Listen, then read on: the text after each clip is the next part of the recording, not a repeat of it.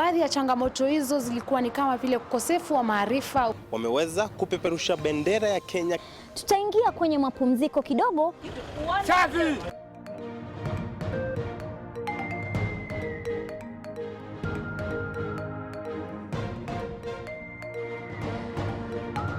Na hii, mpenzi mtazamaji, ndiyo TV47, macho na sauti yetu.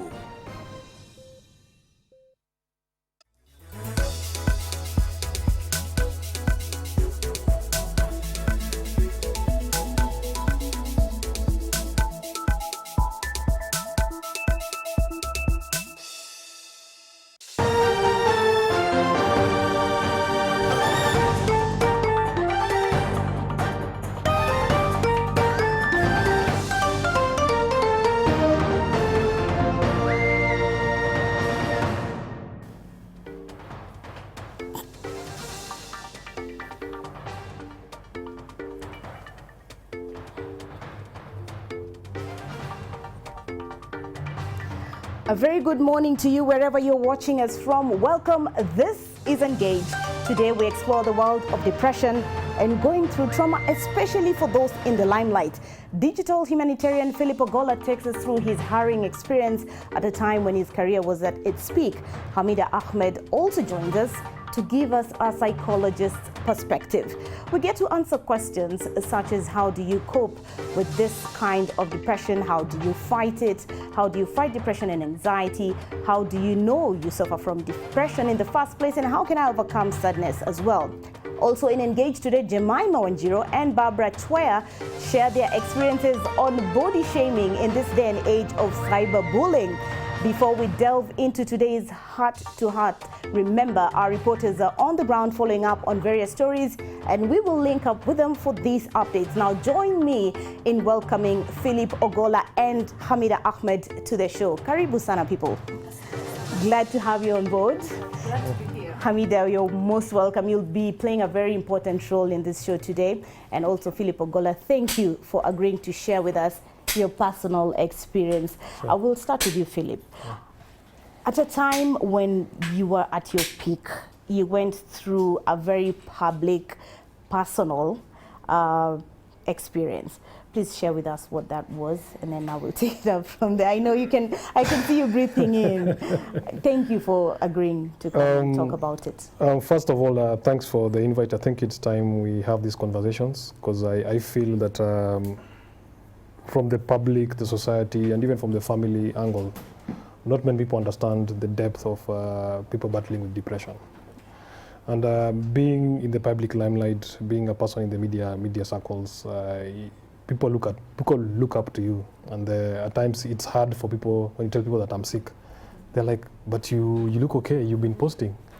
So it's been hard for me when I tell people that I'm not okay. People are like, dude, you're the most humorous person around. You're the most social. And some people also assume that you're doing it for PR, yes. Like it's just a stunt. Because like when you came, at that time when you came out with it, I was also thinking, what do you mean? Yeah. But you've been okay the last couple of weeks. So the nature of my work as digital humanitarian, we handle a lot of traumatic cases. So digital humanitarian does a lot of emergency responses. We provide digital support to this during such incidents, and we also get flagged a lot of cases from rape, GBV, blood appeals, medical appeals. So you find by that over time, I actually have a lot of emotional baggage, which I actually tend to soak in and absorb without letting them out. And my nature of work also exposes me to so much emotional trauma, as in, it's hard being a digital humanitarian. So basically you're saying it just piles up. It piles up, and the society looks at times look at me as a superman. Because people don't know what I go through. Somebody can call me at 3 in the morning, oh, I've been raped, I need help. Or to get someone reaching out to you on WhatsApp, on Twitter, or inbox. Like my phone has become like a hotline. I get strangers calling me that, oh, I was giving you a number by so-and-so, we need blood. I don't work for the blood bank. But somehow with our networks, we manage to sort them out. So you find over time there's grief, there's death, where you have to handle, where you have to break the news to the bereaved families. It's the hardest thing you can, as in at times, like my case was actually triggered by, you know, being a disaster responder. I mean, I've worked for Red Cross for a while, and when I left, I still volunteer for the Red Cross. So you get exposed to so much trauma, and you get to deal with bereaved families. Yeah. So without knowing, you end up carrying that baggage. So I'll give you an example of the Dusit attack. I was volunteering for the Red Cross then. I helped set up a digital command center where we were mining data online just to verify sources and reach out to the guys who were trapped inside. Dealing with bereaved families, it's something which is hard.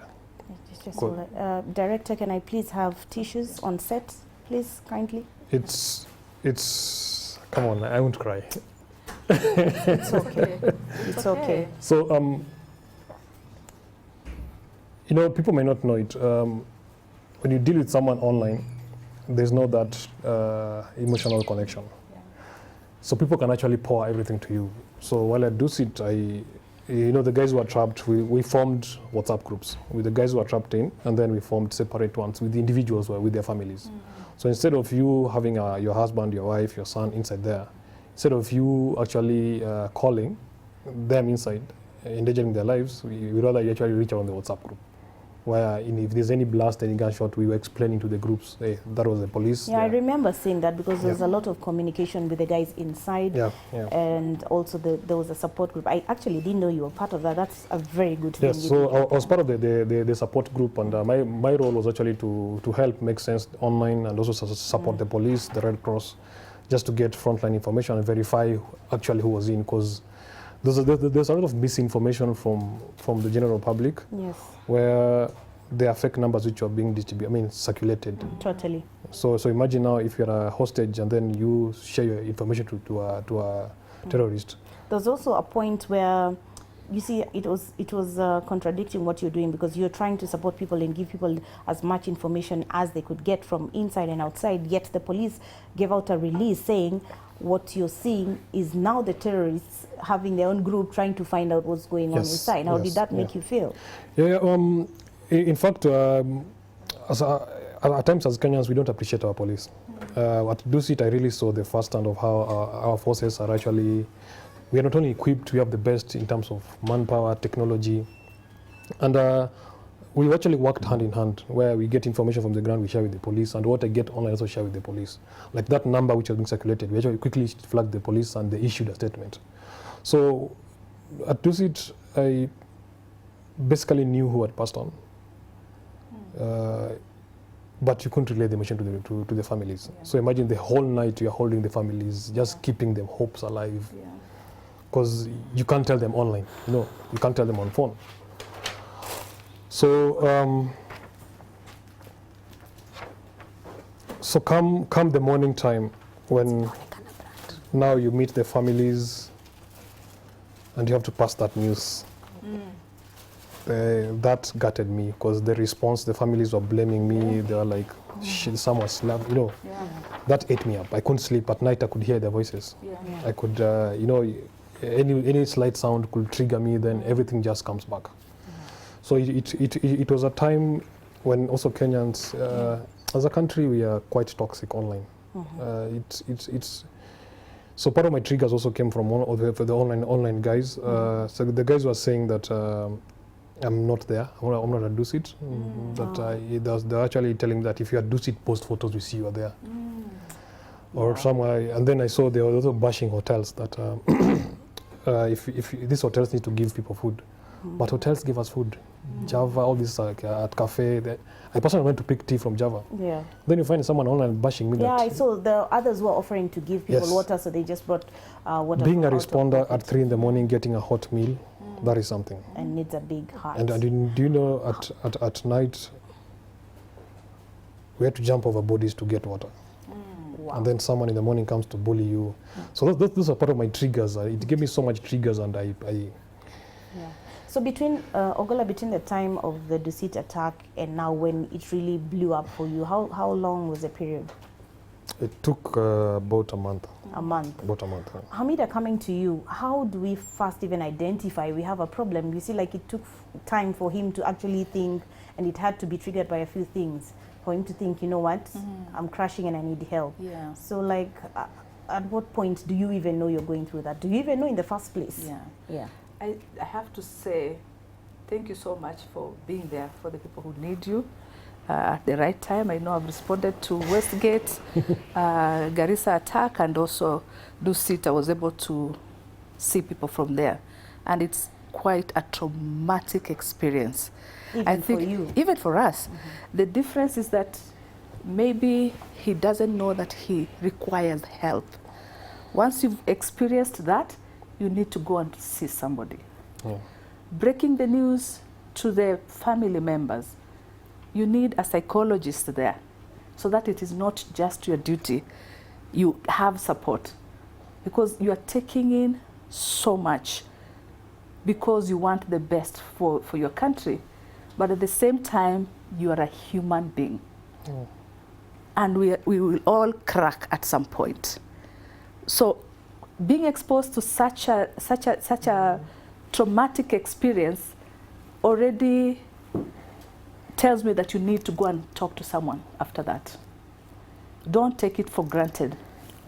We have stigma in the country, especially for men. You're not supposed to seek help. To show that something is affecting you. I mean, that's a lie. No. It's really sad that guys were telling me that, dude, be a man. Why you? No. How can you be depressed? As No. in, just go have a drink or something, you know. Yeah. And it's a culture which you have in the country. As in, I finally sought help, and it really reached a point where I couldn't do anything. I couldn't watch TV. I couldn't drive. I had panic attacks. Yeah. And I remember at some point also you took some measures. You went offline, like totally shut Yes, down all your social yes, media yes, pages. Yes. Yeah. Because every time we go online, you'll get a trigger. Like for me, if I see a body, like And also the nasty DMs. Like They're people there. are really insensitive. guys don't care. What are some of the worst things that you saw in your DMs when you decided to go offline? When I go offline, people are like, I'm a pretender, I'm a liar, I'm an attention seeker. I'm a sucker for attention. So I will pull any prank for people to actually see what I'm doing. And then there's one which was strange. Somebody reached out to me and told me that I joined their church, that they actually do miracle healing. Okay. And then I didn't respond. It was like Kenyans and not missing opportunities. Yeah, he went ahead and told me that I'll die after a month. You know, I got such. Even people are telling me that, oh, you are sick. Yeah. You're just faking that. People nowadays abuse mental health. You're suffering. Ogola, there are two incidences that stand out for me. First of all, you went through an illness. Then after that, like there was no breathing space, if there's anything like that. After that, now then you came up and confessed publicly that you're going through mental issues. Tell us a bit about the illness journey, because I remember I felt on your behalf that you were under so much pressure. You had to show us the entire step. Okay, now we're in hospital, this is what we fundraised, this is where we're at. Just to prove to people that you're not doing a PR stunt. At that time, I had a kidney complication, and it was finally sorted. It was found out to be an issue with my bladder, which had a blockage, and it was really hard. It was a trying time being in the ward and seeing people die around you. That is something which is not. Who are going through the same. People or just your general ward. People die. Then you're like, okay, am I next? Well, oh yeah. And then part of the trauma which I was feeling, you know, at times I could breathe. The air I breathed out. It felt rotten. So being in hospital, the whiff of the air in the hospital reminded me of the morgue. You know, being a Red Cross responder, carrying those bodies. So everything came back. So you're in hospital recovering from this complication, but yet the environment now gives you other triggers. So it was really trying time when you're in the hospital, but you're trying to tell people, I don't need to be here, because there's so much stigma, the smell, and then you have this fear of, okay, am I dying next? There was that, I had a scare where I think my organs kind of gave a blip, and that was something. So during that time, my coping mechanism was just telling my story, where I gave people my journey, how I was coping, the treatment regime, my diet regime, how the treatment went. That was my coping mechanism. It was quite a reality show of some sort, because people are really interested to find out what you're doing next. Are you okay? What's the next step? But why did you feel that you had to do that?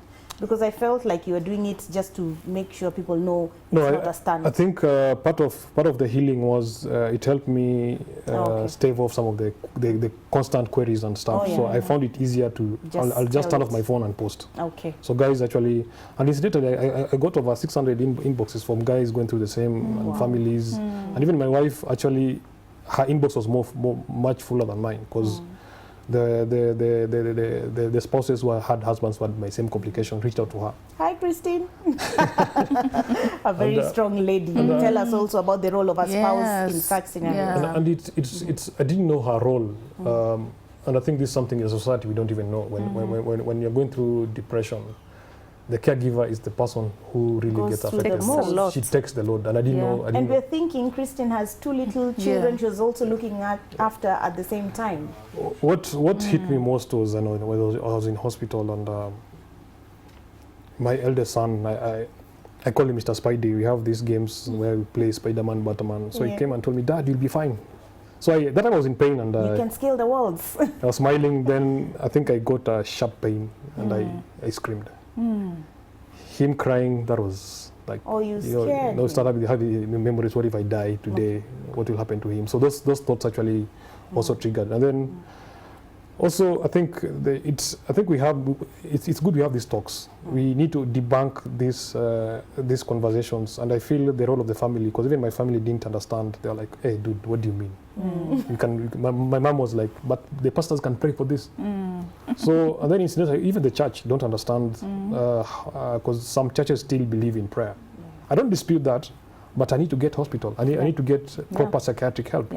Maybe if I can step in, because normally when you break your leg, what will people tell you, or what will they even do before you even decide to go to hospital? They'll be the one carrying you to hospital. If you break your leg, God forbid, here, we will be rushing to make sure that you're okay. And there's no way you're going to tell me that you're going to pray for that leg, and I understand you. I will force you to go to hospital. But when somebody is going through a mental health challenge, then we somehow switch off and start judging instead of stepping in and helping.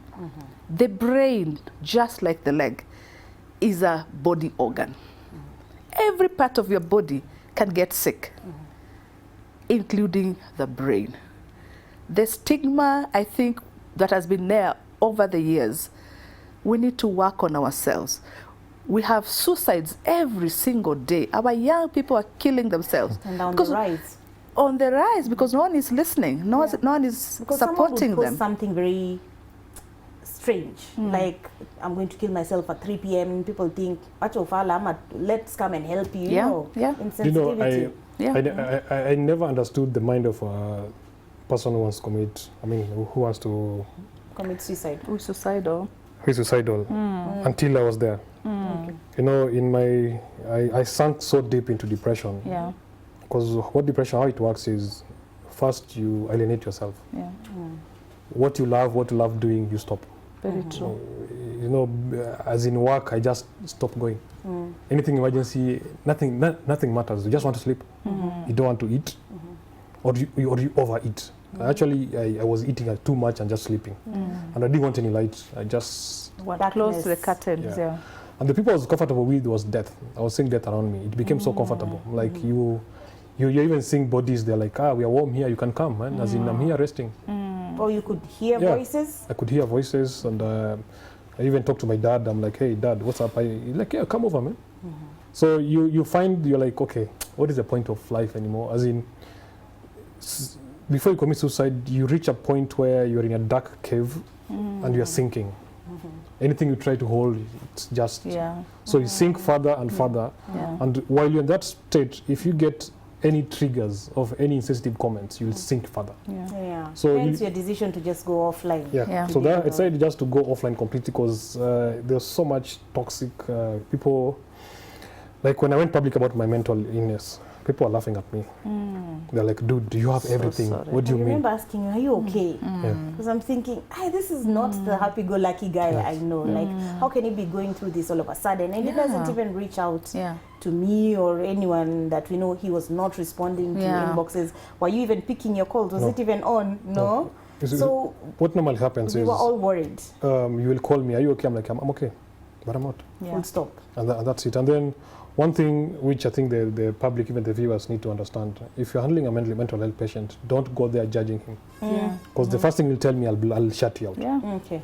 So will you come and tell me that, yo, be strong, be a man, and I know what you're going through. You do not know what I'm going through. And stop posting. Just deal with it. Yeah.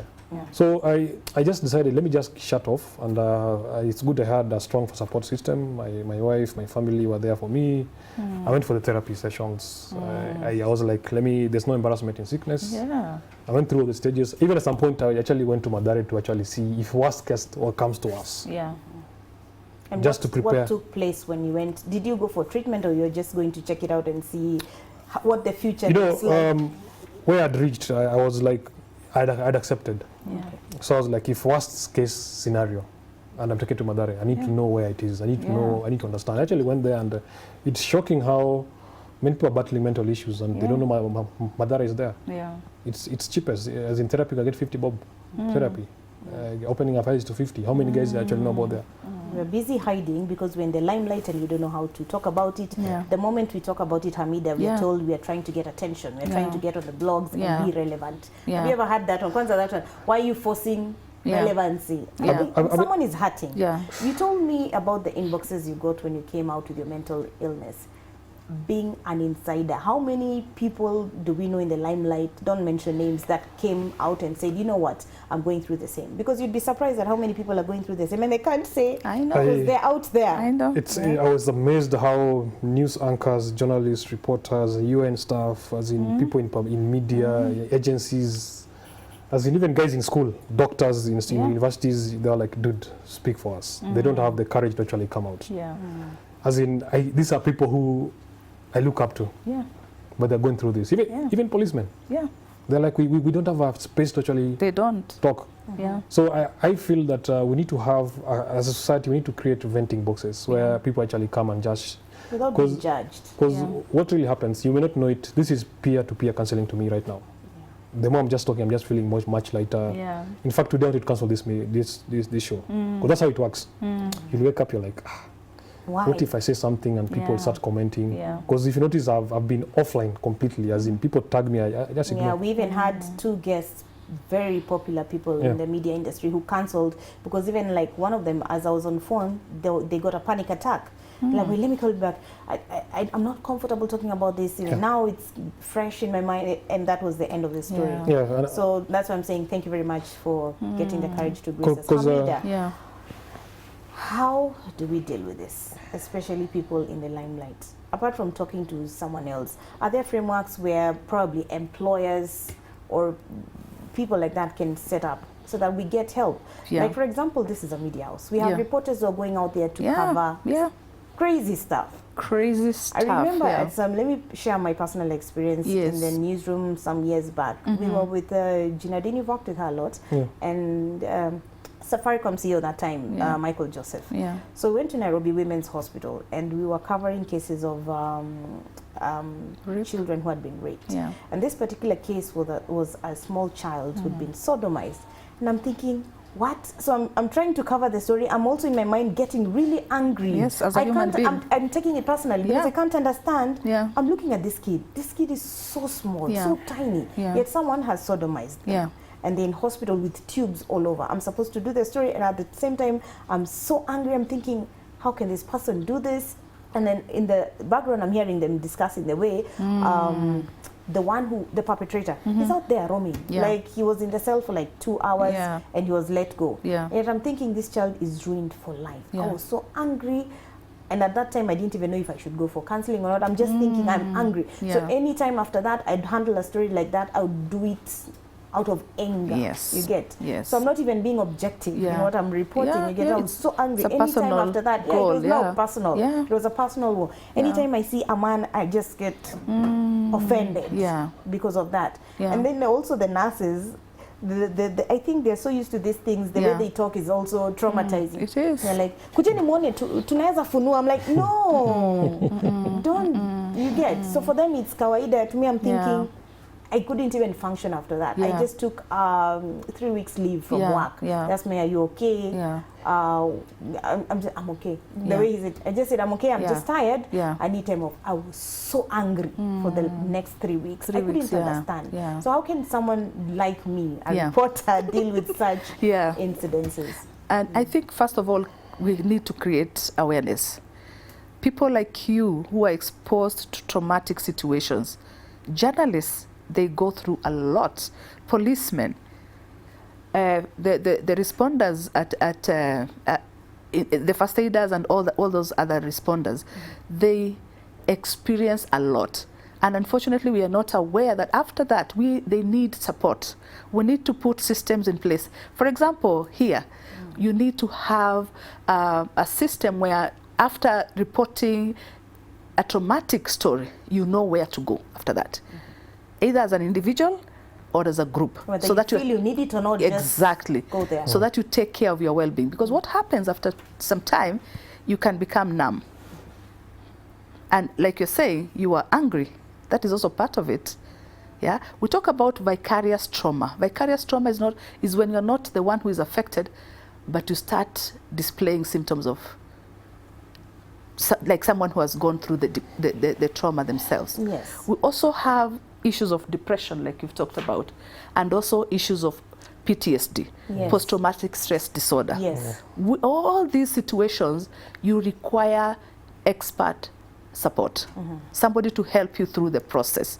I think we have to seriously, as a mental health professional, if you really care about your employees, you need to put systems in place so that their mental well-being is taken care of. Okay. We can see a broken leg, but we cannot see sometimes mental health issues. Well, one of the things where guys reached out to me, mostly journalists and guys in the agencies, they are saying, apart from the traumatic stories they go to report on, they also suffer from burnout. Yeah. Burnout is a really big. Is. That one I can even chip in and say is a really real deal. So let's first take a short break. When we come back, we are talking about burnout and PTSD, and we have Hamida in studio with us, sharing with us her professional perspective. We have Philip Ogola, a digital humanitarian, who's also giving us his personal experiences. I'll also share mine. Join the conversation via at TV47KE on Twitter and directly to me at Angie Wangeshi on Twitter. Let's take a short break. We'll be right back.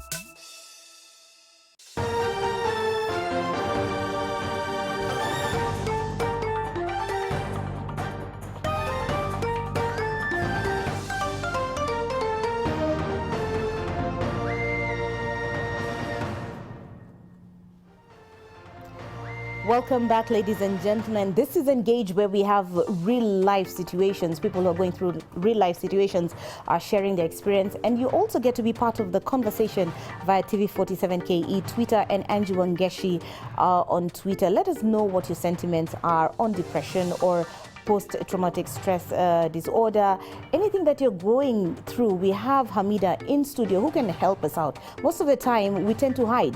We don't want to show people what we're going through because people will judge us in a certain way. It's about time we have this conversation, and it's happening right here on Engage. Remember, we have our reporter Josh Onsare on standby, where we have His Excellency the President of Kenya, Uhuru Kenyatta, who's currently presiding over the official opening of the Bidco company in Ruiru, that is Kiambu County. When he is ready with that report, we are surely going to link up with them, and they're going to be telling us what is happening on the ground in just a bit. Let's go back to the conversation. Ogola, you were talking about burnouts in the newsrooms. You've been there as well. Yeah. You know, you may not know it. Being in the media and also working for Red Cross, there's something about adrenaline. When you're doing a good, juicy story, you have this sudden adrenaline to actually, there's a kick you get to do the story. So over time, you get piled up. You will not know it. Yeah. So you tend to suffer from insomnia. Yours is just to, I need to do this story, I need to complete it. Also need a different angle from the other station. Yes. So you have this sudden kick which now keeps you ignoring the weight on your body. Yes. So you end up doing so many stories. It's eating you up. You don't have time for yourself because you end up now, even weekends, you're sleeping late.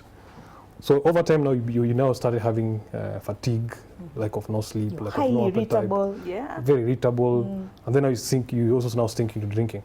Because if you look at the journalists, most of them actually they have to drink to actually, they have to bribe to sleep. To bribe your sleep. Bribe your sleep. Yes. So that's something which most of the colleagues actually reached out to me that how do you cope up with the. So I told them it's time we take some time out because it's never that serious. Self-care is very, very important. That's one thing I've learned, and surrounding yourself with positive people, and also just taking time to shut out. I have times when I have tech-free zones in the house, where there's no TV, there's no phone, and we just interact with the boys. It actually helps. It helps. A lot. And I also just go to the village, just relax. It takes time for you to realize that you need to take care of your own, because the day you are down, that's it.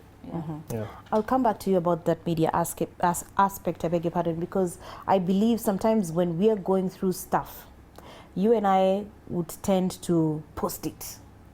And the reactions or the avalanche that comes from that is just totally crazy. So Hamid, I'd want you to address that, like, at what point what other avenues can we use apart from sharing? Because at times you argue, but this is my wall, I can post anything. But then now bloggers think, hey, I have found stuff. Before she responds, I think I'll give my personal story, as in I weighed in on what I posted. Yes. There are some which were too sensitive. I couldn't just put them there because there's definitely blowback. On social media, not everybody is on your side. There are people who will always. So it's good not to get re-stigmatized by the post. So I'll probably advise to also try to keep off social media when you're going through severe depression, and not just letting it, because the biggest problem as media personalities we actually make is we put so much information online. We open up our relationships, what we are doing, our bedroom, what we are doing, our fears. So by the time now we want to back off, people are like, boss, but you opened up our bedroom. So allow us to say whatever we want. So is that the right way? I think what he's saying is very, very true. You really need to decide as a person, what is it that I need to put out there?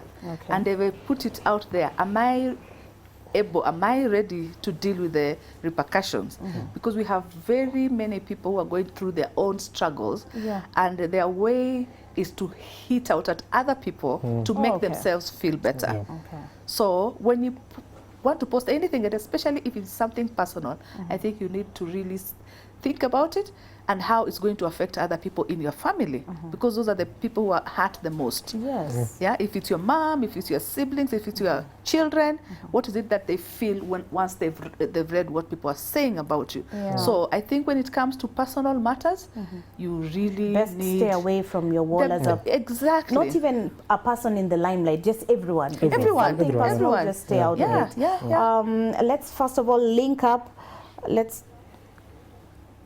We will get back to that link. We've lost the link, but when we get the link, we will take us. We will go join them in Roiro County, where they'll be giving us an update on His Excellency the President of Kenya, Uhuru Kenyatta, who's currently opening a new plant for Bidco Company in Roiro. Ogola, I wanted to ask you about the posting bit. As much as some people don't know how to handle it, so we post it on our wall, right? But do the bloggers have the right to just lift your status and now make it now a story? I'm asking this because in 2014 I had a personal incident. I was expectant in 2014. I didn't feel the need to tell my family yet. You know, I'm grown. I'm in Nairobi. I'm working. So when we meet, it's okay. You'll be like, hiya, what happened? When? You know, that kind of thing. And I also was busy at work. So I'm thinking, oh yeah, hi, it happened. Fine. Let's move on. So I hadn't even told my family. So I go in town, there's an AR center. So I went to the clinic, Kawaida Clinic, and then the doctor tells me, you need to come back. I'm like, what do you mean come back? Like I was supposed to go in from one room to the other. Then he said, no, hold up. There's something we need to rescan. So they had to do the scan again. And I'm like, okay, now this is funny. What's going on? So I was told to wait for the doctor. When I went in, he said, we don't have a heartbeat. I'm like, what does that mean? At the back of my mind, I know that what that means, but I want to hear it from you. So I'm like, but I was here 2 weeks ago. There was a heartbeat. I have the scan. This is it. This is the wave. It shows there was a heartbeat. So what do you mean? He just said, we don't have a heartbeat. This is a miscarriage. I'm like, I'm still thinking, say what now? You know? So he told me, you can't leave here. You need to call his words, the one responsible, or you need whoever you feel is closest to you right now should come, because you can't leave here on your own. I'm still thinking, what's with the fuss? It's still not sinking in that I've lost a child. Because I'm this person, religious, I'm always like, you know, chanting. I have the life of God in me. There's no way I can carry a dead. You know, all those things you tell yourself. So that was like 3 p.m. this day. I go home the whole night. It's still not sinking. I go to work and I do a whole shift. And I'm still, you know, I fed up my microphone. I'm doing my news like there's no tomorrow. And people don't even know what I'm going through, you know. So by the time they realize, they're like, no, umekuwa job your time yote. I'm like, yeah. Now the crazy thing about the post, let me go back to the post. So I sat down at my desk after doing like 5 hours of my shift, and I'm like, okay, so there's 3 more hours to go. It finally sank. Wait, hold up. Because I felt like a cramp. And I remember the doctor saying, you need to go straight to the theater. Should you bleed or feel any sort of pain, you need to drop everything you're doing, like literally, and go to the theater. He said straight, hata simama tu kwa mlango. You know this procedure, like you need to sign. He said, just go and stand there and say, you need to be attended to. So when I felt that, it triggered that. I'm like, wait, I was told, do this and this. So if that didn't trigger that, I'd still be there doing my shift. But even if I'm told sit in for, I'd be like, Sawa, let's do this. So now the problem with the post is I felt so depressed. I'm like, now who do I talk to? What can I do? So I put it on my Facebook wall. And at the same time, I was still on Instagram. Like the bullying that came out of that made me leave Instagram. And to date, I've never gone back to Instagram. So I put it, I just said, I can't believe this. I've always believed that I'm this carrier of life or giver of life or something like that. I can't remember the exact post. And I can't believe, you know, it's one of those pregnancies that came when I was ready. Money iko sawa. I'm ready, I'm mentally prepared, I'm ready for this baby. Then what do you mean? Why would you tell me there's no heartbeat? So I posted my frustrations. My God, I didn't even think much. Then I went off. So I started getting calls like 2 days later. No, actually the same day, because I posted it like in the afternoon. So like by 5 I was getting calls, and the first call that came in was my mom's. Hi, how are you? Are you okay? I said, yes, I'm fine. Then she asked, how is, no, I have an older daughter called Annika. How is Annika? I'm like, yeah, she's fine. She's at school. We just spoke on phone. She's like, okay, so who has died? I was like, what?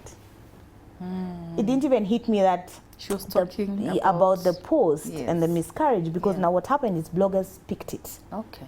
And said news anchor so and so is so it went on the Free Gazette. I will not name it. So it's, you can imagine how fast the info spread, and it was online. So now people started calling her and telling her, we are sorry for your loss. So she's thinking, what loss? So she started calling me. Then I told her, yes, I need to explain. Yes, this happened. Why didn't you? Now her first reaction was first make a lot of noise, then say, okay, so now let's think. Can you leave work now, and let's meet at the theater? Which is what I did. But I'm thinking, do they even have the right to pick your status and make it their own story and now help you announce? Because for me, it was just a place to vent and explain my experience. When we come back, let's first hook up so that I have time to cry in the background when you're not seeing it will ruin my makeup. Let's first take, not even a break, let's link up with Josh Onsari, our reporters on the ground in Ruiru. He's at the BIDCO official launch being presided over by His Excellency President Uhuru Kenyatta. Then when we are done with that, we'll come back and then Ogolla can tell me, do these bloggers have even a right to, you know, pick like your personal status and make it their, I don't even know how to call it, but it really offended me. Like, you know, my family actually knew about my status via all those blogs. Let's now cross over to Ruiru. Josh Onsari is having an update for us on what is happening in Ruiru County. It's the BIDCO official launch by His Excellency President Uhuru Kenyatta. Onsari. Yes. Okay, Angie, I'm getting you clear. We are at Ruiru, where there is this industry, the BIDCO Industries, and we are expecting the president to come and launch this particular industry, which is the biggest in East Africa. And this industry particularly it is going to deal with beverages and food products. And so far, the deputy president has already arrived. The prime minister is here, and also we are expecting other dignitaries who are going to be in this particular function. Then from there we are going to get more details as we move forward, especially on the launch of this particular industry that is the biggest in East Africa.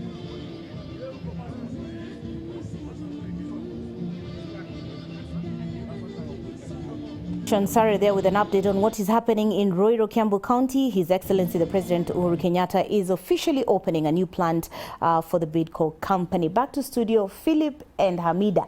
I want to know, do these bloggers have the right to just pick a personal? For me, it was just a way to vent. I didn't know who to talk to. I hadn't even told people about it. So even people in the office are thinking, alikuwa, but I think even before he answers, the lesson there is once you choose, it's a social media platform. So it's for anyone who can access it. And maybe you've posted it for a particular group of people. But if anyone picks it from there and decides to share it to other people, then you have no control over how far. It's not your post again, it's for everyone. So basically learning that when it's personal, and you want to keep it personal, stay away from the social media platform. That's not the right. But I think even for me, it wasn't like, I'm hiding, I don't want people to share. It's just that out of that, they got to be the ones breaking the news to my family members.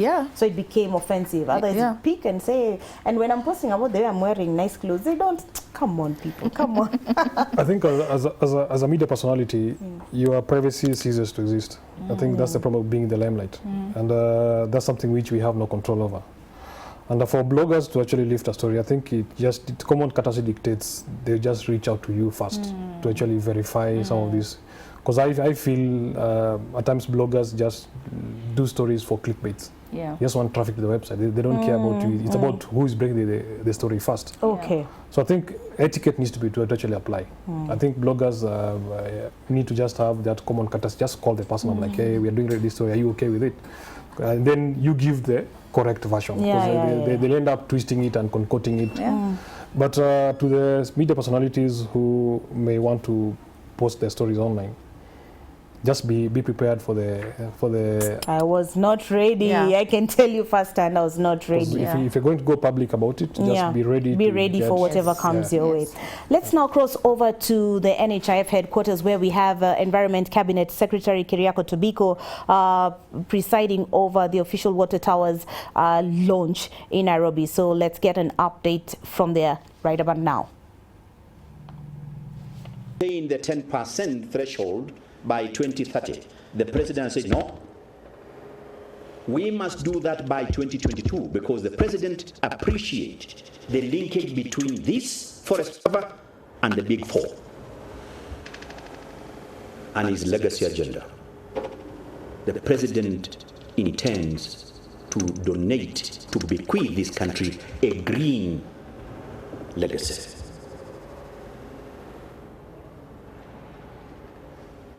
President has given directive that we meet the 10% threshold by 2022. How many years left? Sorry? 3 years.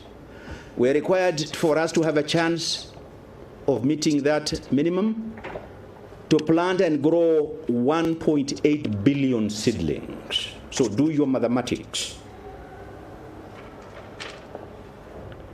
How many trees are we then required in the next the remaining period to plant and grow? Sorry? Sorry? You do the mathematics. That is the directive the president has given me and cabinet. And cabinet has just approved the national strategy towards that. So I would urge the agency to focus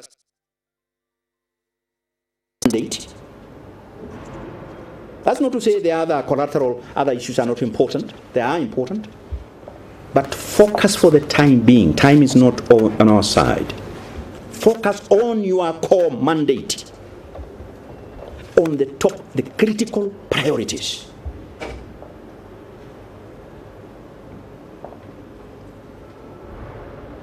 What is your role? What is your contribution as the Water Towers Agency towards the achievement of the 10% forest cover?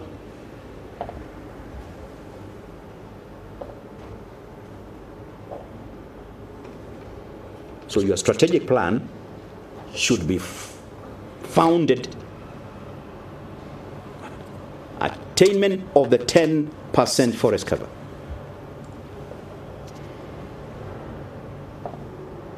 The Big Four. What is the contribution?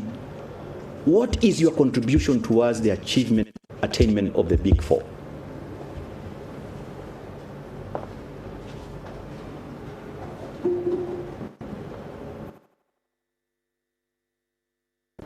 Should be aligned with the Big Four. Big Four. I like what the chairman says, the need to work closely with county government. That's absolutely important. That's critical. We must work with the counties.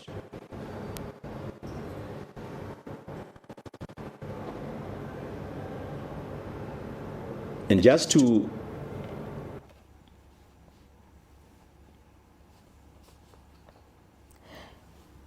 Environment Cabinet Secretary there, Dr. Keriako Tobiko, giving us an update on the Kenya Water Towers Agency. He says one of the things that he has been directed to do by His Excellency the President Uhuru Kenyatta is to change the board members. Remember, the environment has been a major discussion in the last few months because of the way the climate has changed, and now we have a lot of issues out of that. We have a lot of water shortage issues in Nairobi, and it's about time changes are made. Remember, we're still discussing depression, anxiety, what you can do once you discover you're going through it, and also how people can be of help, those who are affected and those who are close to those going through this kind of incidences. In studio, we have Hamida Ahmed, a psychologist. We have Philip Ogola, who's been kind enough to come and share with us his personal experiences as a person in the limelight, a media personality, and as well as a digital humanitarian. He is struggling with this interview, but he has helped.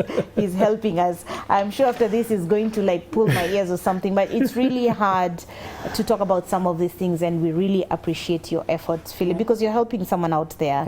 Hamida, what is the way forward? I think, first of all, we need to appreciate the fact that the brain is an organ like any other parts of our bodies, and it gets sick. Okay? Mental health issues can affect everybody, regardless of color, social economic status, anything. Because we tend to think it's a Mzungu problem. It is not a Mzungu problem like we used to think. I've been and told unfortunately, it even affects our own kids. Young children are struggling with depression. Young children and students in schools, they're going through depressions, and the teachers don't understand, the parents don't understand. So that's why I think, because of lack of awareness, we have more suicidal cases and I mean deeper issues.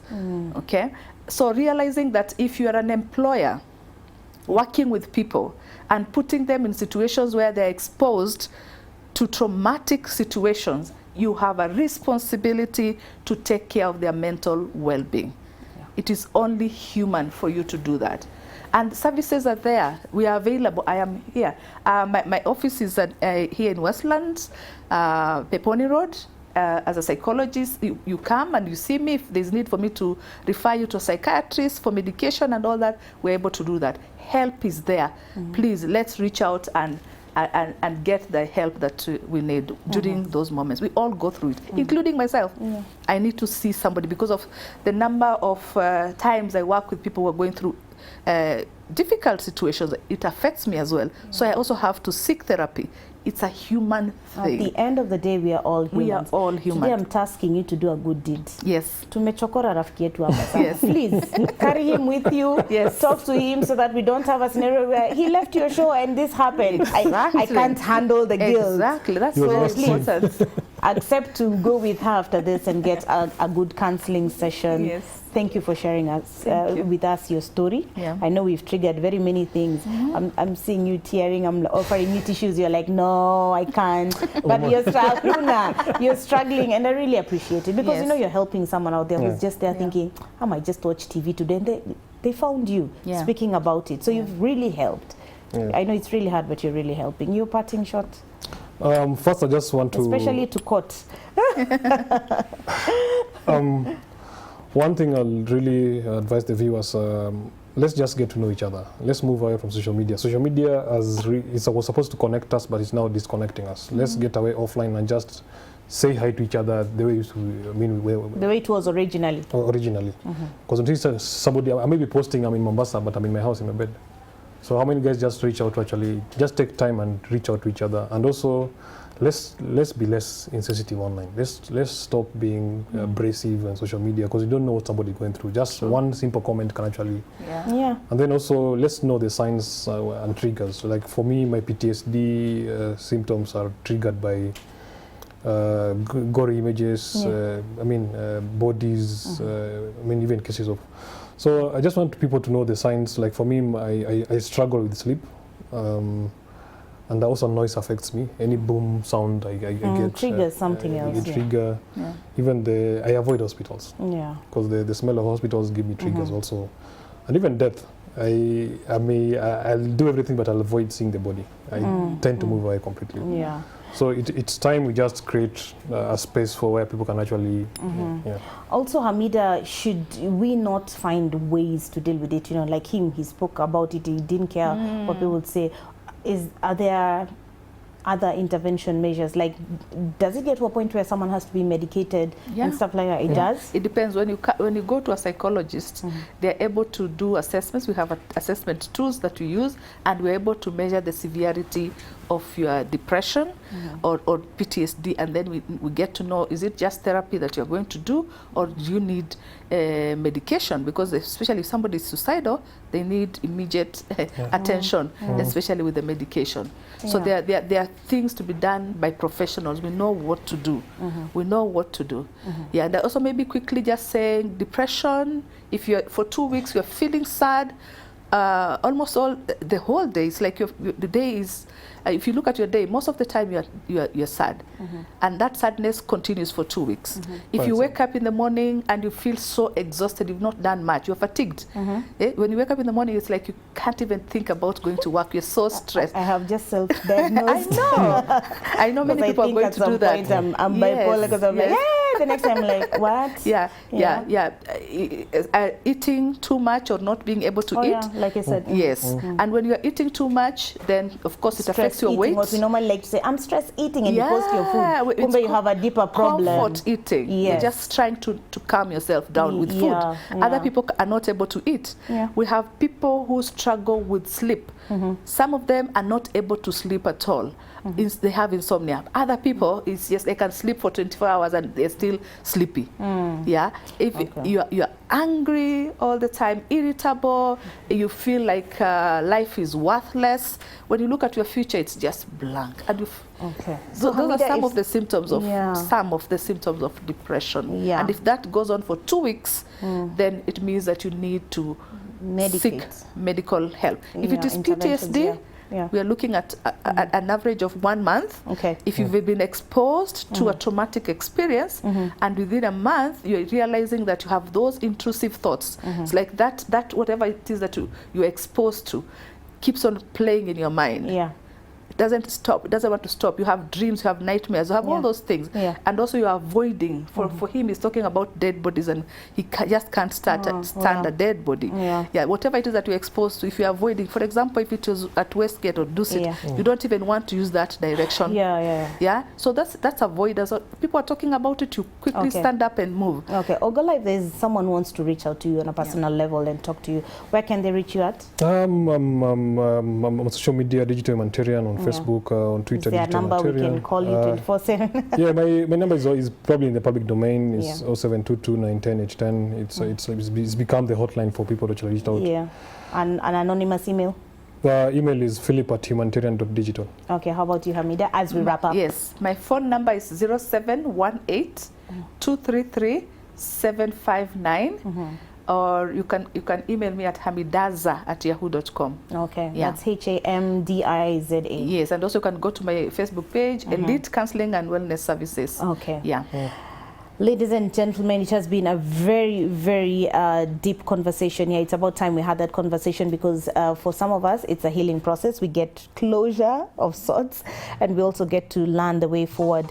Let's now take a short break. When we come back, we have the body shaming conversation.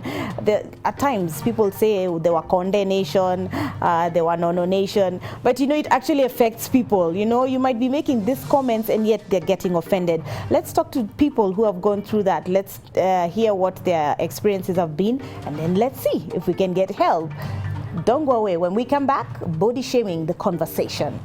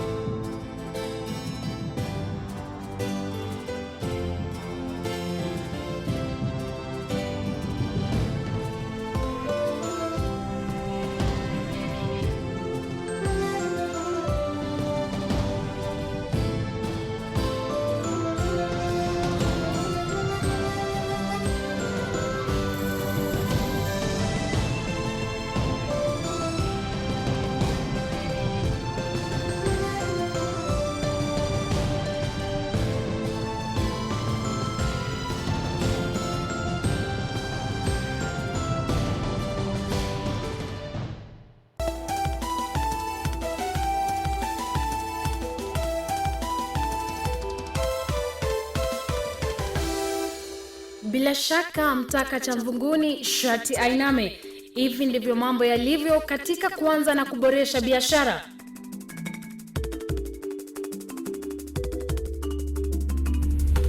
Kipindi cha biashara za familia kitaangazia biashara zilizofua dafu na zinamilikiwa na familia. Working with the family. Kufanya kazi na familia si rahisi. Manake wakati mwingine wanakufinya na pia wana matarajio mengi. They expect much from you.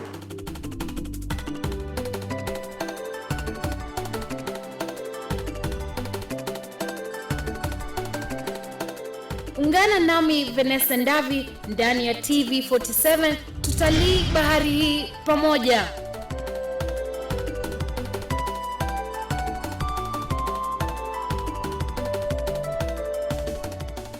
Katika kaunti 47, mitaa mbalimbali, watu wana mitazamo tofauti. Wajana ni wengi, kama maisha kama huyu amekataa, tafuta mwingine, maisha isonge mbele. Kisiasa, naweza sema shida kubwa iliyoko kwenye sheria ya Kenya ni idara ya mahakama. Masuala ya jamii. Sasa anamdanganya na akona familia yake. Kwa hivyo sasa hawezi chunga familia na achunge msichana. Mitindo pamoja na kibiashara. Nikikaa nikwambie, basi unipeleke na Rieng. Nipeleke na Rieng. Rieng. Tunatembea pamoja katika kila kitongoji kusikiliza semi zao. Ungana nami Tony Mwirigi tupige gumzo pamoja ndani ya 47 Mtaani hapa TV47, macho na sauti yetu.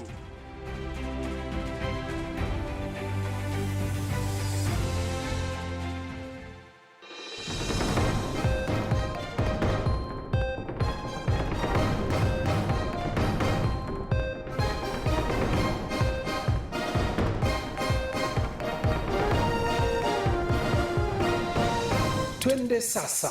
Nipe countdown. 2, 1.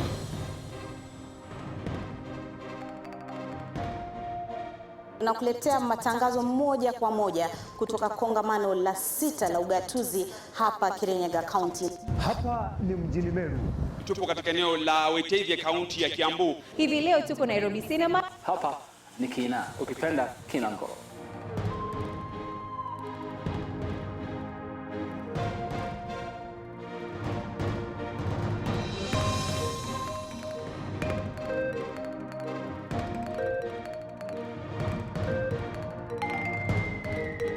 Usiwache hiyo timu ipotee. Kama huyu amekataa, tafuta mwingine, maisha isonge mbele. Mabadiliko haya yangali yanazua msuke baina ya washikadau.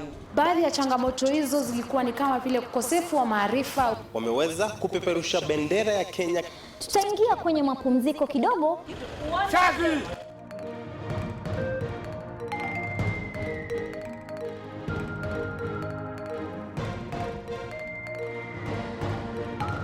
Na hii mpenzi mtazamaji ndio TV47, macho na sauti yetu.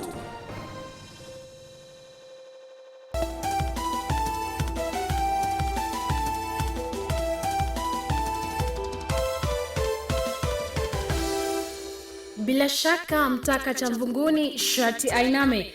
Hivi ndivyo mambo yalivyo katika kuanza na kuboresha biashara.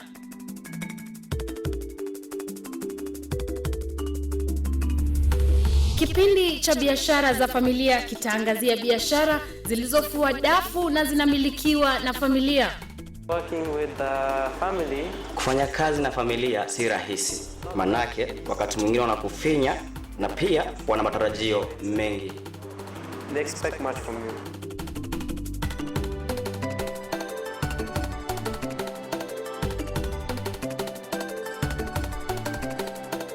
Ungana nami Vanessa Ndavi ndani ya TV47, tutalii bahari hii pamoja.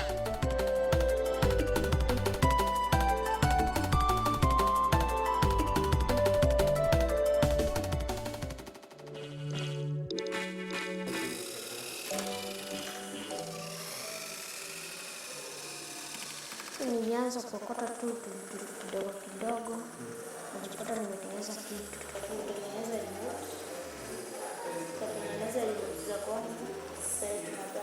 Zilikuwa za cotton. Cotton aje? tulikuwa tumetengeneza na cotton na vifuniko.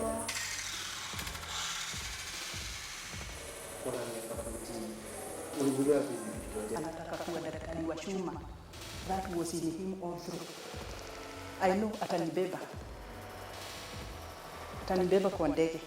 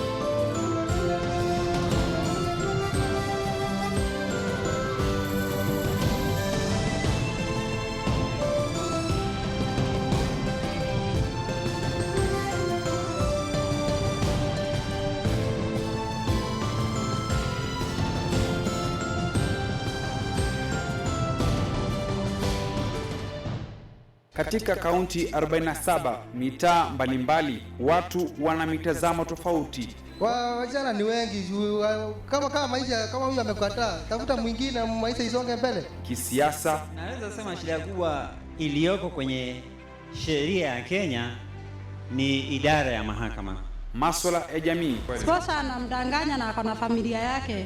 Kwa hivyo sasa hawezi chunga familia na achunge msichana. Mitindo pamoja na kibiashara. Nikikaa nikwambie basi unipeleke na Rieng. Nipeleke na Rieng. Tunatembea pamoja katika kila kitongoji kusikiliza semi zao.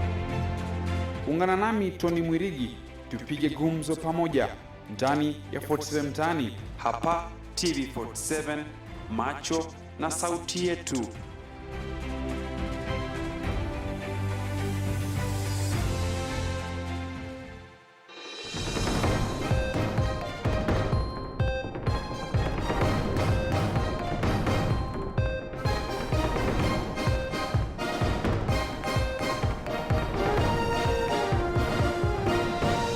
Twende sasa. Nipe countdown. 2, 1.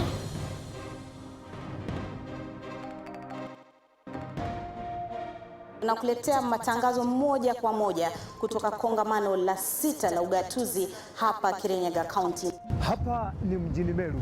Tupo katika eneo la Wetevye, kaunti ya Kiambu. Hivi leo tuko Nairobi Cinema. Hapa ni Kina, ukipenda Kinango.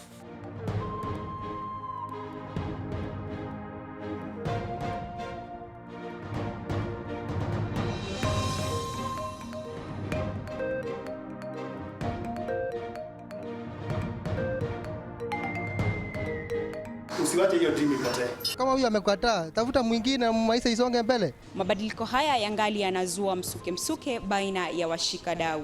Baadhi ya changamoto hizo zilikuwa ni kama vile ukosefu wa maarifa. Wameweza kupeperusha bendera ya Kenya. Tutaingia kwenye mapumziko kidogo.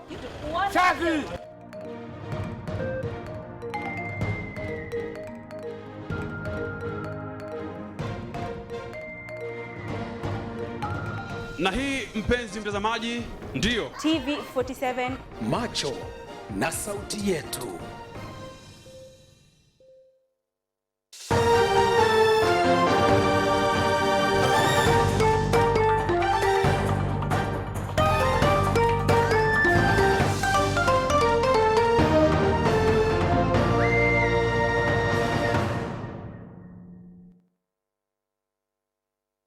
Back. This is Engage this Thursday morning. I am Angie Wangeshi. Remember, you can join the conversation via Twitter at TV47K or via Angie Wangeshi. I'll get your tweets. I'll be reading the comments from the previous section. Remember, we're talking about post-traumatic stress disorder and also depression and basically just anxiety and the do's and the don'ts.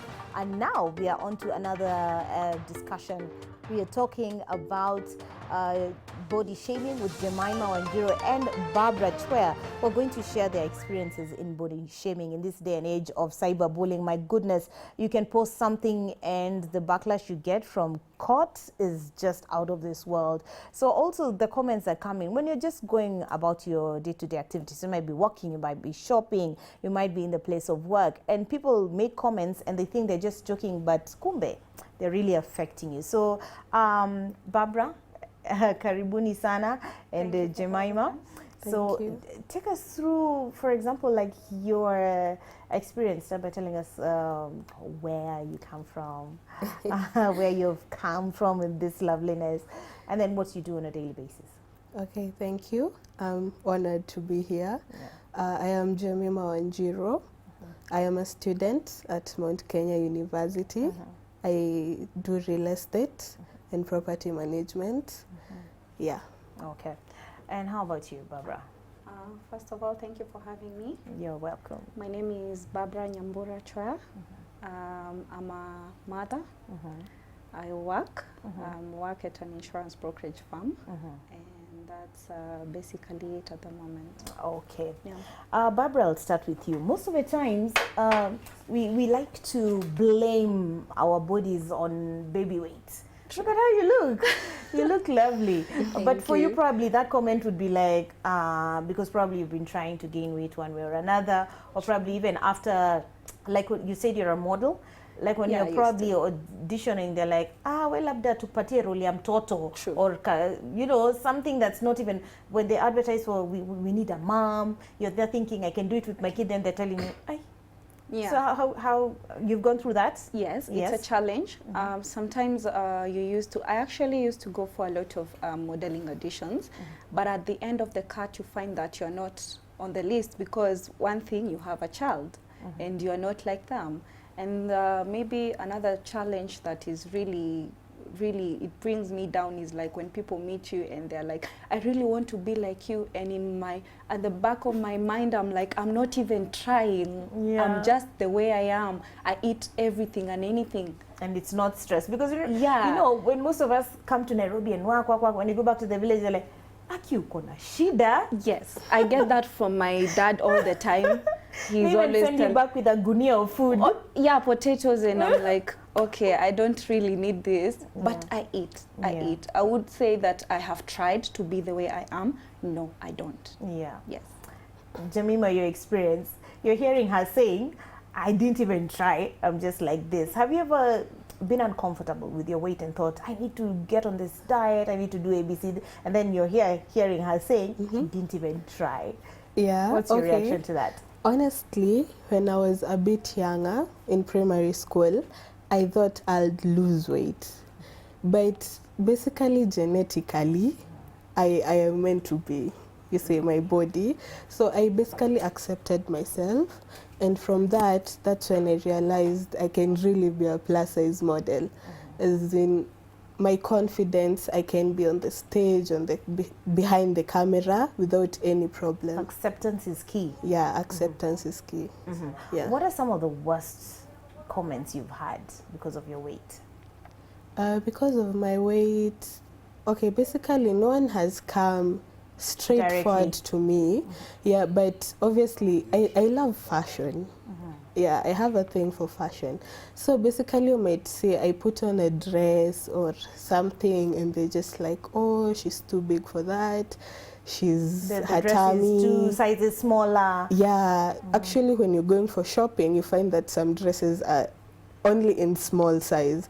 So basically people have accepted me as I am.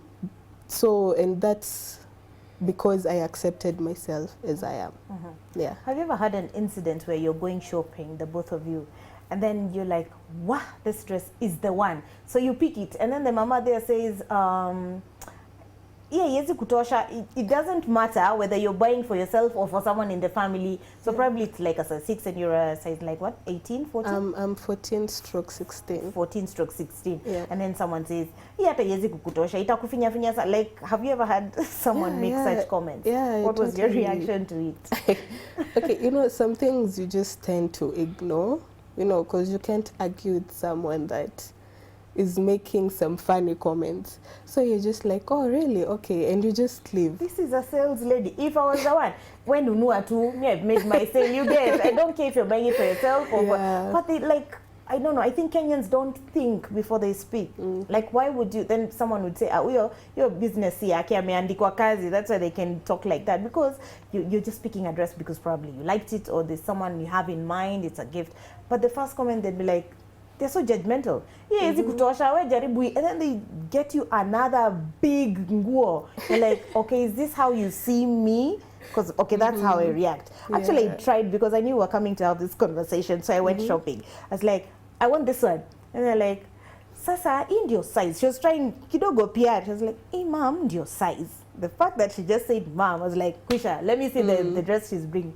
She brought another big tent. I was like, okay, it's good to know that that's how you see me. So I was like, I went to the next shop and the reaction was the same.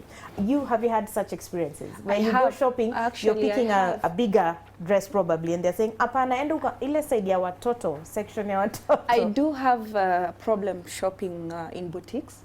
I can't really buy ready-made clothes because I have to maybe slim them. I end up slimming because I want it to fit. So you wouldn't find me with those clothes. And then sometimes you go, maybe you want to pick up a jeans and mtu atakwambia, wear less, we give you ya mtoto. This one won't fit you. Endo shike kidogo. Endo shike kidogo. You know, such things do happen.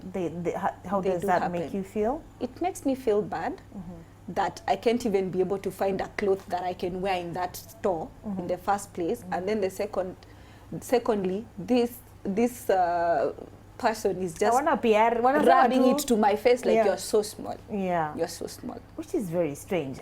But since, okay, you said you accepted your body size and learned how to work around it. Yeah. Do you feel that there's some people who have just decided, no, this is not the path for me? Because there are some who accept it. I have a friend, she's called Naomi Nganga. I'm sure you know her. She flaunts her curves. She's all over the place talking about it and actually has an entire franchise on it. How about those who haven't come to terms with it and are on these fad diets? What would be your advice to them? Well, you know, everyone has something they like. You know, there are some people who know maybe I can get smaller than I am. I am not comfortable as I am. So it's basically your choice. It's your choice. No one should force you to be big or be small. It's your choice, what you want in your heart. Like, I met Naomi Nganga. I met her when there were the Miss Plus World Kenya auditions. She's really amazing. But then she's tall and she's huger than me. And yellow. But she's really amazing. She's so comfortable in her size. She inspires me, by the way, so much. So this is you and Naomi who have decided, okay, this is our life, let's work with what we have. How about, I was asking, how about the one who's there feeling, I want to do something about it. And so they're out of that, they're really straining. You see, what diet after what, what challenge after what would be your advice for them? My advice for them is that, okay, maybe they're not comfortable how they are. Basically, they can try working out. Like personally, I work out, but not just to lose weight. I work out to keep fit, and tone up, because I remember I'm a model. There's this thing, you can actually be big and fit and you're tiny and very unfit. So you can be big and you're working out and people assume, that's what I'm saying, the assumptions here on body shaming is just too much. Because someone just assumes una work out, like if they find in the gym, you're working out to lose weight, yet you're probably just doing it, like you said, to get fit. Because at that time I'm toning, so people take it in mind that I'm losing weight. So they come, they ask me, are you sure you'll lose weight? And I'm just like, oh no, my aim is not losing weight, my aim is toning up. So they're like, okay, no bad. Let's see. Let's see. And then they're like, uko na discipline kweli, utahack, you know, like usitoke gym alafu ende ukule, thinking, why are people so opinionated on my life and what I'm doing? So I'm saying, like, it's a widespread problem. What are some of the things you've done to try and gain weight? Because you said you've always wanted a bigger body wrap. You're a size 6. Yeah. 6. You've always wanted to be what size? And why? Aren't you like okay the way you are? In your eyes, no. Before I used to feel I'm okay. Yeah. But I had really adjusted to the whole situation that this is me, this is how I'm going to be. But it came things in life when you're married and things happen and you feel like maybe this is happening because I'm too small, maybe this is happening because I'm not curvy, you know, like her. Okay. So you feel like you're left out. Insecurity, perhaps? Mostly, yes. Yeah. When it comes to marriage, that's the main thing. So you're thinking maybe he's straying because he wants a caviar. Yeah, because each time he's straying, he's using the... Okay, I'm right now we're separated. Yeah. But you feel like maybe he's straying because when you look at the people he's straying with, they're all curvy. So you feel like maybe I need to do something about it. You know, you end up in the gym doing squats because you really want to have something for your own, but it really never worked. Sometimes I can take even a month. I say this month I'm just eating junk, nothing else. And I will eat and nothing is happening. It's like the more I eat, the more I decrease. Yeah. Yeah. What was the heaviest you've been? The heaviest. I remember one time he strayed, and most of my neighbors knew about it, but I didn't know about it. I didn't know because it's like when things happen where people don't want to come straight to you and tell you, but they know it's happening and they're like, how do we even, yeah. So I used to pass, like now when I'm coming from work, I pass the local area, you know, like the shopping center, and you hear people calling you in our language. I'm Kikuyu, so you'll hear them calling you Wamukingo. You know, you know what it means. It's like basically saying you have HIV because your husband is always all around the neighborhood. That is so mean. It was so painful for me. Did you actually hear someone saying it? Or somebody called me that, like when I was passing, a friend to that woman that my husband was seeing. I think it was to get my self-esteem really down. And you find like even the women he's straying with, they're bigger than me. I don't know, they feel like I should get intimidated. And some point is not good for you and your self-esteem. And your health, your mental health, my goodness. We were just talking about that in the first session, and some of these things can really affect you. They can really affect you. Seeing you like this, you're slaying, and they're like, wait, and then you're dying inside. Yeah. So it's not really a good thing, but eventually you have to accept, because I always look at my mom. I always make fun of my mom because she used to be small like me. Okay, right now maybe when she's getting older, she's getting a bit curvy and all, but she used to be like me. So all the time she tells me, you relax. I was like that for so long. At some point. And sometimes when something happens to me, I call her and make fun and I say, why did you do this to me? You know, because all my sisters actually, my big sister is like her. My small sister is actually bigger than me. So each time I'm the one complaining to my parents. When I'm going home, I'm like, you better cook food for me. You made me this slender. You need to make food, but it's all about accepting what is on the plate. Or comments like, wewe hata ukai nikani wa hiyo boma, wewe tu ndo. Like I had that for the longest time. I was the tiniest and everyone was big. So I used to look like I'm not even part of that family. So when I finally gained weight after childbirth, what was my favorite excuse? Please, I just had a baby. So that was my go-to excuse. So there are those comments also, even from your sisters and brothers. Like, what would they tell you, for example? Yeah, sometimes you like even when people are, you know, that thing it's an African thing. I think it's a worldwide thing. When they are sharing clothes, like hand-me-downs, they're like, I'm so lucky when it comes to that. I'm so you lucky. Have your own wardrobe intact. Now it's me and my mom, maybe. But it's never like that. Your clothes don't go missing. No one can fit into your clothes. I actually am very comfortable when I leave my closet open, because I know it's not going to happen. What are some of the comments you got from your siblings? Yeah, sometimes they would say something. They would say, huyu anakulanga tu.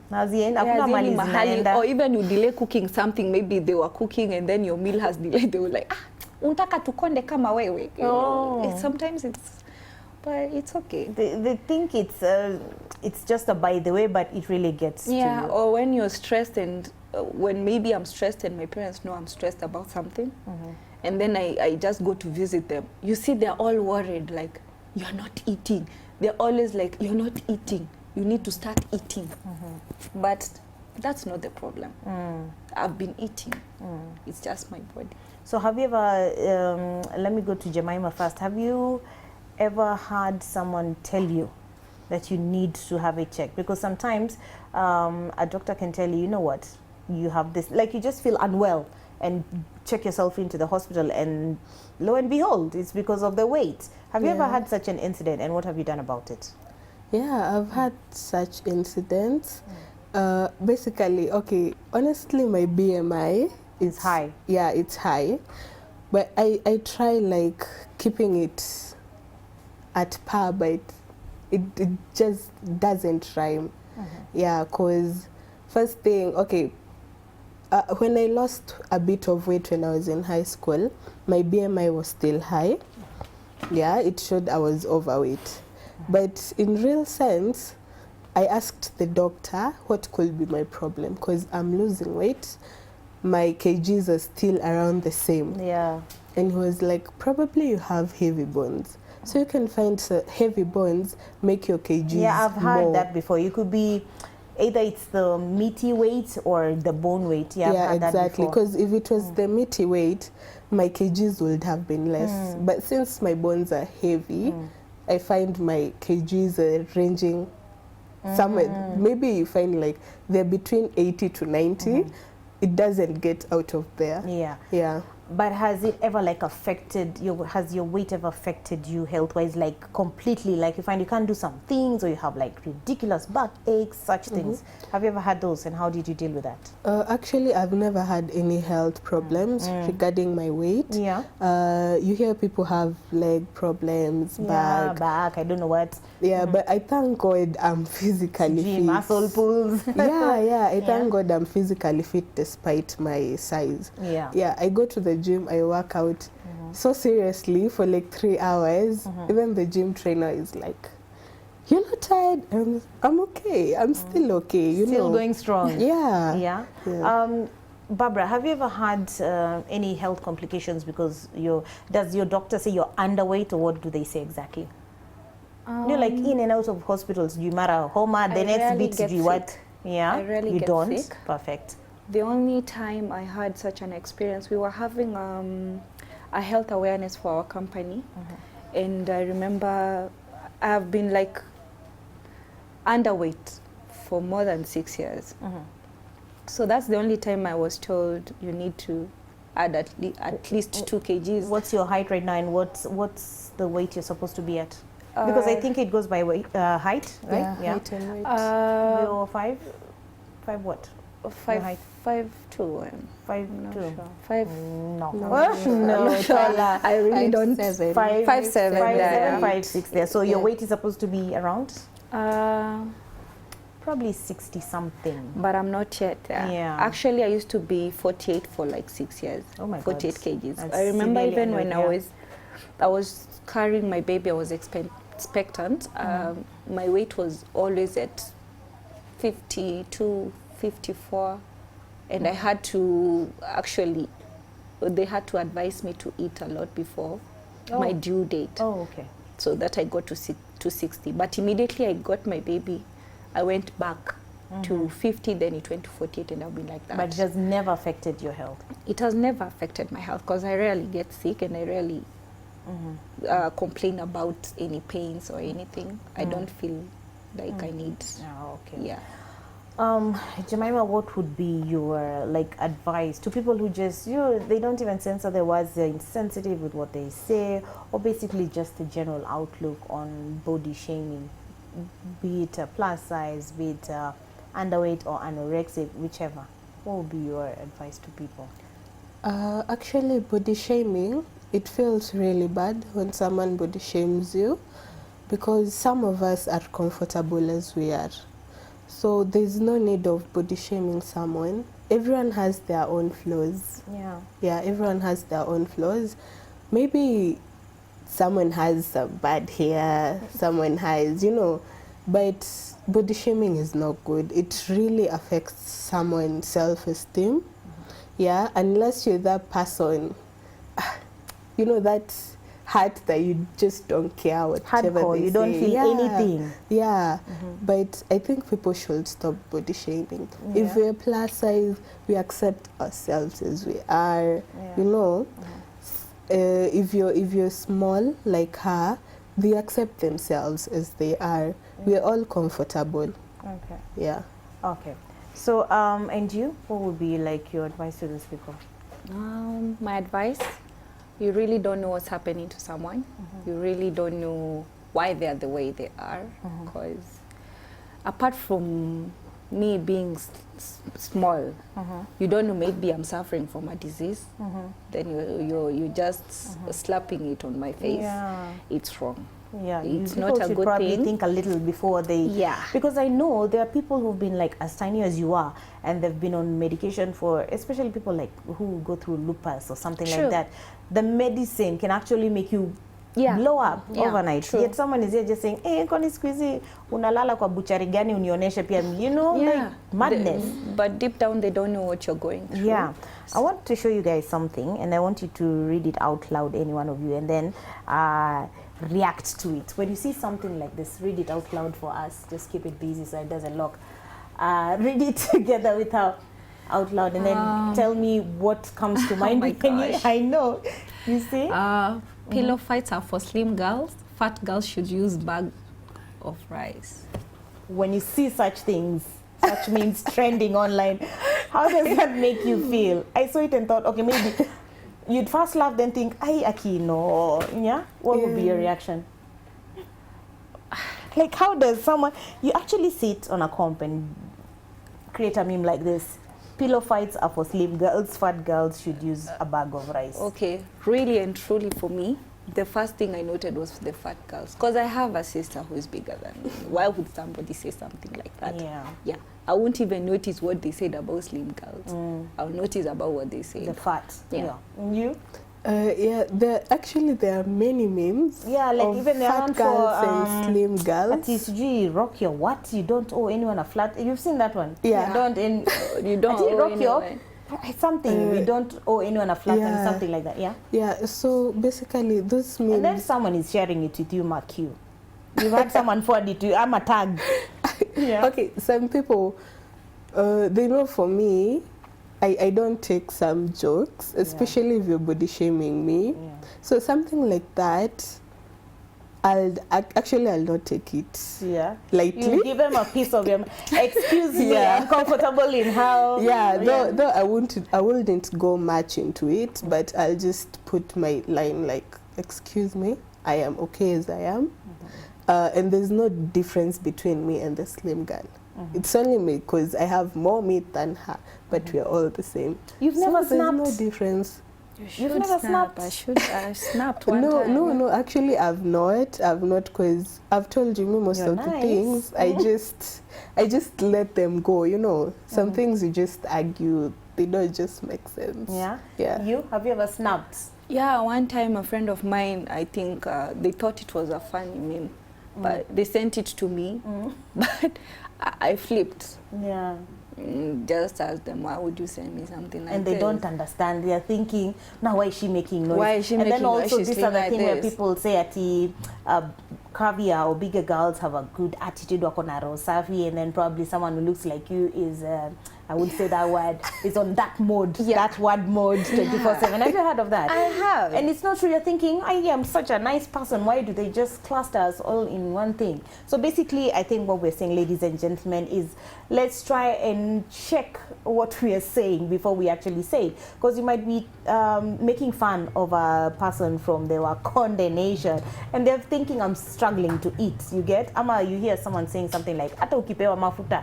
Hata tukudip kwa mafuta. Hata tukidip kwa mafuta huwezi naona. And then someone is sharing with you a meme like this one. And you're thinking, really? It's so insensitive. So as we go about our day-to-day, ladies and gentlemen, this has been Engaged. We were talking about depression and post-trauma stress disorder in the first hour. In the second hour, we're talking about body shaming. At the end of the day, what we're trying to say is think a little before you attack someone or make your own personal observations or comments. You never know. You might be rubbing someone the hard way. You might even push someone to the extreme. They might even commit suicide because of this kind of bullying or just a comment you made. So be a little nicer before you open your mouth. Be a little nicer. Say hi to someone. Be polite. You never know. You might say something that might actually give them the energy to go through the day. Remember, it has been Engaged.